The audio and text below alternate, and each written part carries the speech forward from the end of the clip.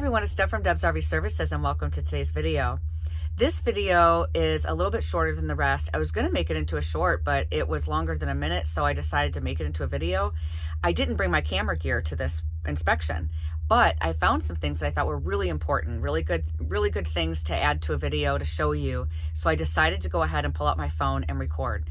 So watch the video. I'm going to give you a layout of the outside and the inside, and then wait till you see what I found.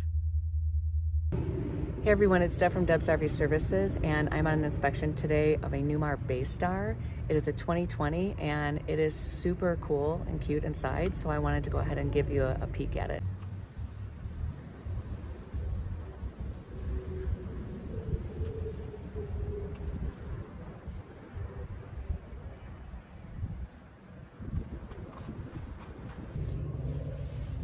I love the layout of this. It seems like it is very, this would be a very good coach for somebody that is either single or just two people. Kind of like a little bit smaller, well, a lot smaller than some of these enormous things that go down the road, these diesel pushers. This is just a gas engine. And look at the layout. It's very bright and happy and just kind of has that open floor concept to it. It has two slides and it has a nice, this looks like a king-size bed. I really like this. I haven't looked at it yet to see if there's anything. I'm sure I'll find some things, but overall, I'm very impressed with the look and the feel of this coach. I could smell propane, so I put my detector over here, and it is leaking right around this area.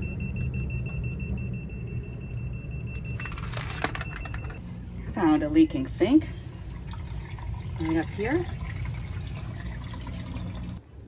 Found a leak underneath the sink, dripping from here. You can see the drip. I came outside to check the inverter because I couldn't get it to turn on, so I was checking it at the end of the cargo area, and then I noticed wetness, and I look up, and this area here is leaking. And I would not have found that had I not checked after the fact that I ran all the water. I was trying to open up the engine compartment and I couldn't pull on this. And then this thing broke right off, so that needs to be repaired. So as you can see, I found quite a few things and I thought they were really important to add to a video.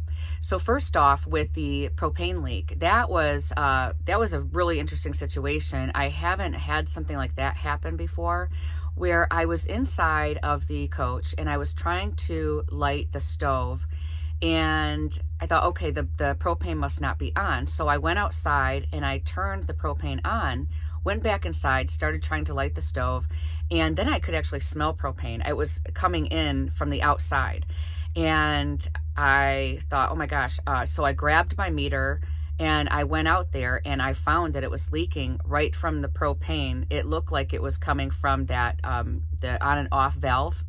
So I couldn't test any further. I couldn't test the water heater on gas. I could test it on electric. I couldn't test the stove to make sure that it lights, or in any oven, any appliance like furnace.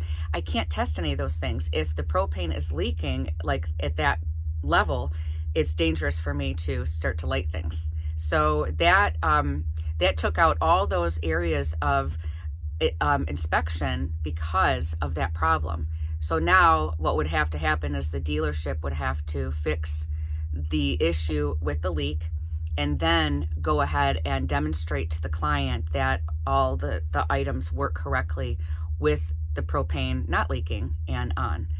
So then the next thing is with the engine compartment, I wasn't able to open it because there was in order to open that front area, you had to do that pull string that was inside the, the instrument panel on the inside. And it would kind of come out of its socket. I kept trying to figure out how to, I didn't try to fix it, but I was just trying to see if I could at least open it so I could inspect the chassis part. but I couldn't. And I called the dealer, like the salesman, to see if they would be able to send a tech over to come out to at least get that like open for me so that I could inspect it.